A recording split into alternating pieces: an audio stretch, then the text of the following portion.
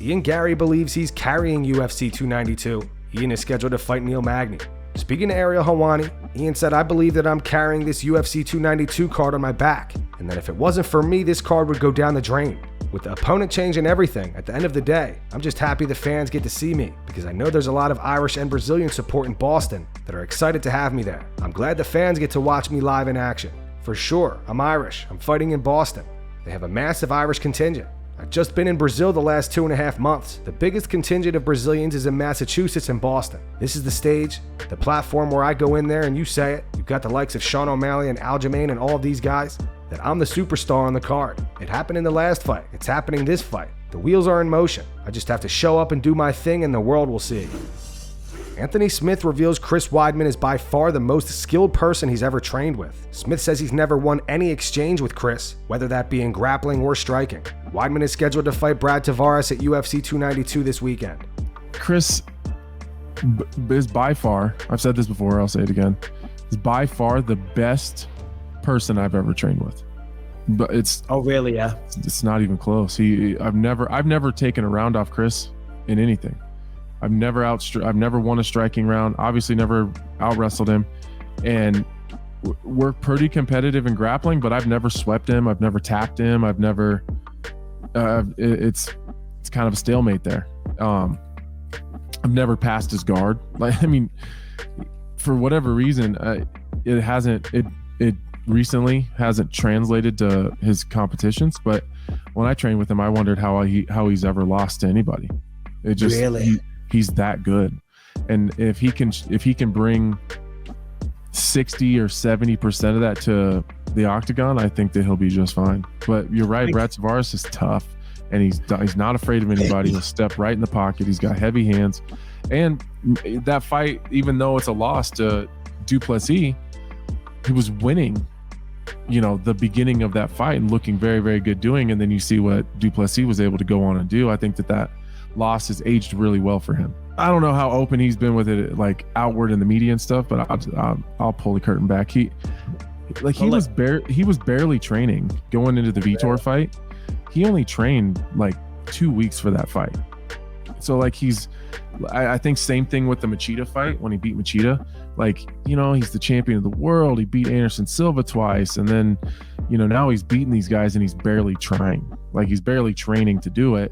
So he starts convincing himself in his head, like, oh, well, I'm kind of pretty beat up. He's had a lot of injuries and a lot of surgeries. So, I'll just, less is more. I'll just train smarter, not harder, which really means I'm going to train a whole lot less and still try to get the same results. Well, then, it goes into the Rockhold fight and it, kind of backfires on him, which throws him into this downward spiral where he kind of just messes up a bunch. But he seems to be back on the last hit. Even the Uriah Hall fight, it was really disappointing because we did most of that training camp together and he was so fire. Mike Perry is eager to return to BKFC. Perry tweeted, "Come to Bare Knuckle FC and fight me, Robbie Lawler." He followed up with or Darren Till or Jake Paul. "The people pay, so I want to make the fights that the people want to see. Age, skill, experience, fame, no excuses. I'm sure Bare Knuckle FC has a plan, but I'm just trying to make it interesting." Mike recently re-signed to BKFC, and as most of you know, Darren Till recently became a free agent. Maybe we'll finally get that fight. Chris Weidman makes his MMA return this weekend against Brad Tavares at UFC 292. Weidman has not fought since he snapped his leg against Uriah Hall back in April of 2021. His coach Ray Longo reveals his biggest fear going into this fight. Ray said, "I'm a little nervous. I'm a little nervous about the injury, because if he fights the fight we want him to fight, he's telling reporters he's going to kick the guy as hard as he can, and he might. He's that guy. I don't know. I'll get over it, but I think I'm a little nervous about the leg. It would kill me if he hurt that leg again." Supposedly, it's like a bionic leg now. He did throw it in the gym, but he didn't go shin to shin. It was on the heavy bag. But he was whipping it. He was a vicious leg kicker back in the day. He never really got to show it too much in the UFC, but he dropped a lot of guys in the gym with leg kicks back in the day. I'd be lying if I said I wasn't nervous. That's the only thing I'm nervous about. I just don't want to see him get hurt with the leg. Israel Adesanya believes Sean Strickland should be thanking him for the title shot. Izzy claims the UFC is afraid that Sean will embarrass them. Speaking to It's Time for Sports, Izzy said it wasn't about him really. He should thank me for actually making the fight happen, because without me, he wouldn't have actually got the fight. I pushed for him to get the fight because he was the next logical guy. I beat all the top 5, some of them twice, so you can't punish us for being great. I pushed for him to get the fight. He's an idiot, but I can't say too much about that. He's an idiot, so he just has to behave himself and actually show up and just fight. On how much convincing he had to do, Izzy said a lot. Like I said, he's an idiot, and you know, the UFC don't want him embarrassing the company. But yeah, that's all I'll say about that. So he should thank me. He should really thank me for actually making him get the fight. I pushed for it. He knows what happened behind the scenes, and I pushed for it. And I'm glad the UFC trusted me to listen to me. Dana White has reacted to Mark Zuckerberg saying that he's moving on from the Elon Musk fight. Dana believes Mark is serious about fighting in the UFC.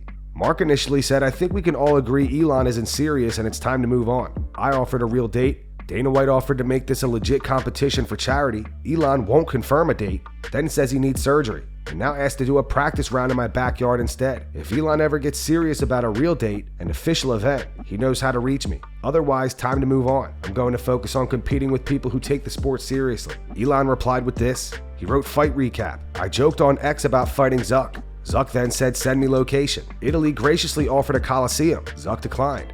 I suggested his home as a safe space. Tragically, he was ahem traveling. Is there anywhere he will fight? Dana White did an interview with TMZ. Dana said, I have said since day one, Mark is a very serious guy. He loves the sport and is training hard. I believe he is serious about fighting in the UFC. Ian Garry had some harsh words for Colby Covington today. Ian says the best thing Colby has done is lose to Kamaru Usman twice and believes Leon Edwards will run through him. Just want a prediction from you for the welterweight title fight. Oh, that's a nice accent. I'm really looking forward to that. Go on, yeah. Between Leon Edwards and Between Leon Edwards and Colby. I think Leon absolutely smashes him. Colby gets a lot of hype for nothing. The biggest thing Colby Covington has done is lose to Kamaru Usman twice. Leon has gone out and beat Kamaru Usman twice. I think Leon is going to absolutely surgically and I think he's going to dominate him. I've trained with Leon. I know how good Leon is. Leon's a phenomenal athlete. He's amazing in every single aspect of the game. His wrestling and his jiu-jitsu is so underrated because people talk about him as a kickboxer. I guarantee you he absolutely runs through Colby. I guarantee it. And that's going to wrap it up for the news. Thanks for watching. If you enjoyed the video, be sure to subscribe to Full Mount MMA and click the bell icon to be notified when we post future ones. Here are the 3 top comments from last video. The first one's in reference to the potential title fight between Jiří Procházka and Alex Pereira. It's from Tremboloni Tony. Says, I don't want Jiří or Poatan to lose. The second one's in reference to Ian Garry getting flack from the MMA community for collabing with Jake Paul. It says, by signing with Paul, Ian Garry made sure his next fight is with Shavkat Rakhmonov.